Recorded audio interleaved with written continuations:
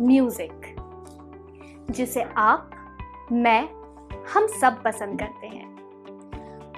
मुझे इसे बजाना तो नहीं आता, लेकिन इससे रिलेटेड इडियम्स जरूर आते हैं। Idioms related to music. नमस्ते एंड वेलकम एवरीवन। मैं हूं हर्षिता, आपके साथ your spoken English mentor on Entri app. और आज मैं आपको बताने वाली हूं कुछ इडियम्स जो रिलेटेड हैं इस म्यूजिक से। म्यूजिक एक ऐसी चीज है जो आपकी टेंशन दूर कर देती है, आपको थोड़ी देर के लिए रिलैक्स कर देती है। इस लेसन में हम म्यूजिक तो नहीं सीखेंगे, लेकिन ऐसे फ्रेजेस और इडियम्स जरूर सीखेंगे जो आप सिचुएशंस में, किसी भी कंडीशन में यूज कर सकते हैं। So without further ado, let's get started with the first idiom of the day, which is related to music. हमारा आज का पहला idiom है like a broken record. Like a broken record का मतलब ये बिल्कुल नहीं है कोई रिकॉर्ड जो टूट चुका है, broken है। इस फ्रेज का मतलब है कोई ऐसा इंसान जो बार बार एक ही इंफॉर्मेशन, एक ही स्टोरी दोहराता है, एक ही स्टोरी सुनाता है। आई रिमेंबर माई फ्रेंड साक्षी। साक्षी एक बार सीढ़ियों से गिर गई थी और वो ये कहानी हमें 3 साल तक हमेशा ही सुनाती थी। जब भी वो ये स्टोरी हमें सुनाती थी, मैं हमेशा कहती थी, Sakshi, you are like a broken record, you always repeat the same story. तुम हमेशा एक ही स्टोरी दोहराती हो। तो अगर आप कोई ऐसे इंसान से मिलते हैं जो हमेशा एक ही इंफॉर्मेशन देता है, हमेशा एक ही कहानी आपको सुनाता है, तो आप इस फ्रेज का यूज कर सकते हैं, you are like a broken record.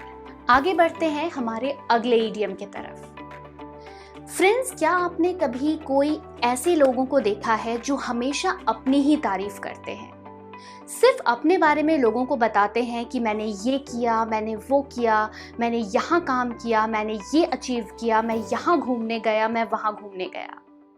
I am sure हम सब के लाइफ में ऐसा कोई तो होता ही होगा जो आपको हमेशा ये बताता है कि मैंने ये चीज़ें कर ली, मैंने वो चीज़ें कर ली। ऐसे सिचुएशन में हम अपना अगला इडियम यूज कर सकते हैं, ब्लो वंस ओन ट्रम्पेट। इसका मतलब है अपनी ही तारीफ खुद करना। हिंदी में हम इसे एक मुहावरे से कहते हैं, अपने मुंह मियां मिट्ठू बनना, यानी कि अपनी तारीफ अपने मुंह से करना। Let's take this example. Stop blowing your own trumpet, we know that you are a renowned doctor. अपने मुंह मियां मिट्ठू बनना बंद करो, अपनी तारीफ खुद करना बंद करो। हम जानते हैं कि तुम एक रिनाउंड यानी कि फेमस डॉक्टर हो। आज का हमारा अगला इडियम है with bells on. With bells on idiom का मतलब है someone who is always happy and excited to do something or go somewhere. Simple language में कहें तो कोई ऐसा इंसान जो कहीं जाने के लिए या कुछ करने के लिए हमेशा ही खुश और एक्साइटेड होता है। For example, Rita was always ready to go for the party with bells on, even if she was tired. Rita party के लिए हमेशा ही तैयार रहती थी, बहुत ही खुशी से और बहुत एक्साइटेड होती थी, even if she was tired. अगर इस इडियम को मैं खुद से रिलेट करूं तो I can say, I am always ready for shopping with bells on, even if I don't have money. मैं शॉपिंग के लिए हमेशा ही खुश और एक्साइटेड होती हूँ, इवन इफ मेरे पास पैसे नहीं होते। Let's move on with our next idiom. हमारा अगला इडियम है ऑल दैट जैज। जैसा कि आप जानते हैं, जैज म्यूजिक का ही एक फॉर्म है और यही हमारा अगला इडियम है, ऑल दैट जैज। फ्रेंड्स, आप में से कितने से ऐसे लोग हैं जिनकी हैबिट है हर बात पर एटसेट्रा वर्ड यूज करने की? मैंने ये खरीदा, वो खरीदा, etcetera etcetera. All that jazz idiom का भी मतलब एटसेट्रा से काफी मिलता जुलता है।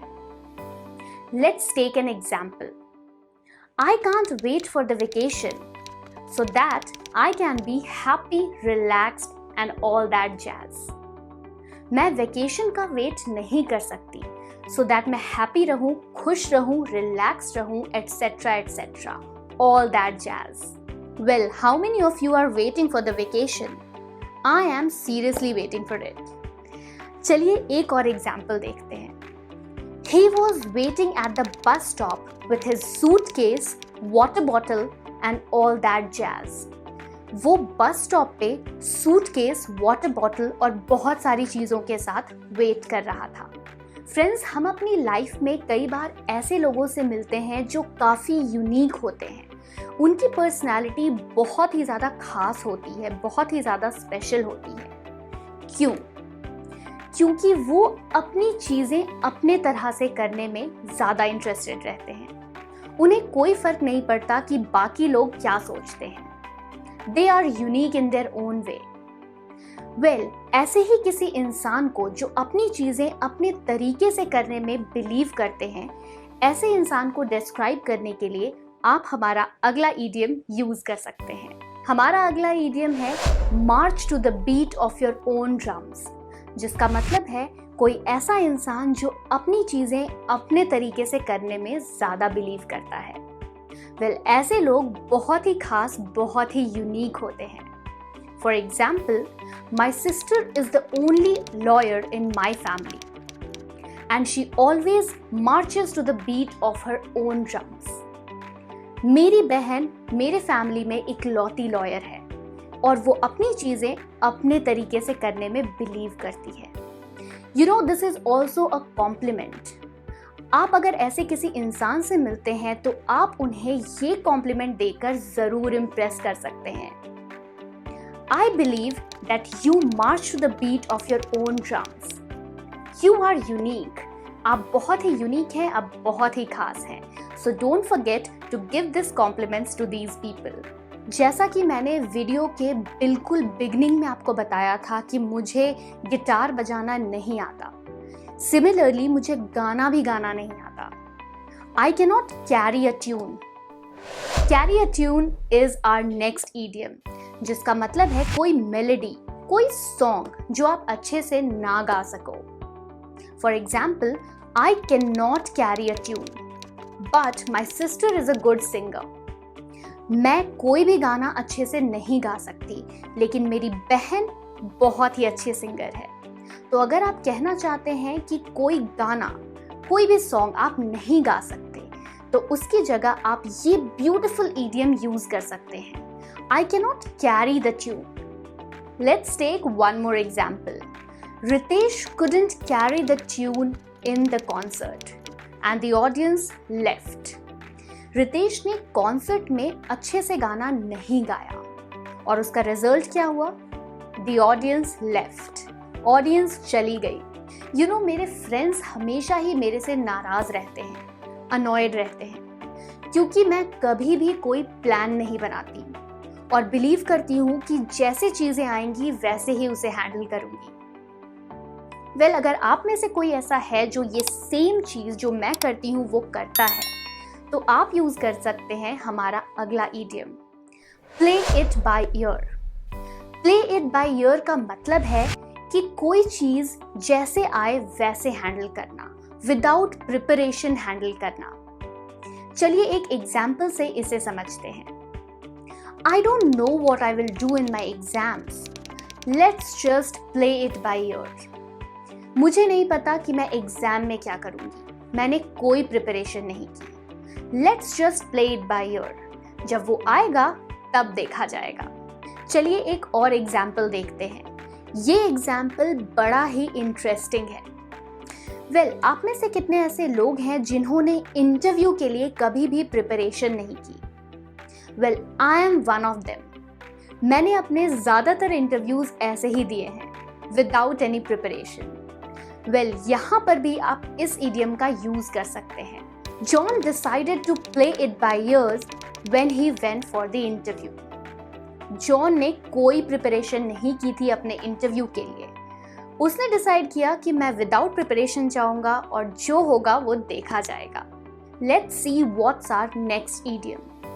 हमारा अगला इडियम बहुत ही सिंपल है, क्लीन एज विसल।